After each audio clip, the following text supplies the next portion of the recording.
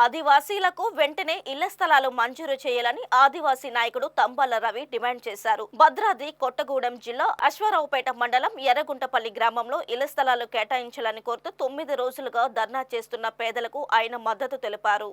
ఈ సందర్భంగా రవి మాట్లాడుతూ 9 రోజుల నుంచి ఇళ్ల స్థలాల కోసం దీక్ష చేస్తున్న అధికారులు పట్టించుకోవడం లేదన్నారు. ప్రభుత్వం తక్షణం స్పందించి ఇల్లు లేని నిరుపేదలకు ఇళ్ల స్థలాలు కేటాయించాలని డిమాండ్ చేశారు. ఇళ్ల స్థలాల కోసం పోరాటం చేస్తూ ఉంటే అక్రమంగా కేసులు బనాయిస్తున్నారని అన్నారు. ధర్నా చేస్తున్న ఆదివాసీల వాహనాలను స్టేషన్లో ఎందుకు పెట్టారని ప్రశ్నించారు. ఆదివాసీలపై పెట్టిన కేసులను వెంటనే ఉపసంహరించుకోవాలని డిమాండ్ చేశారు. కొత్తగూడెం జిల్లా అశ్వారావుపేట నియోజకవర్గం అశ్వారావుపేట మండలంలో ఉన్నటువంటి ఎర్రగుంటపల్లి గ్రామంలో గత 9 రోజుల నుంచి నిరుపేదలు ఇళ్ల స్థలాల గురించి వాళ్ళు నిరాహార దీక్ష చేస్తూ ఉన్నారు.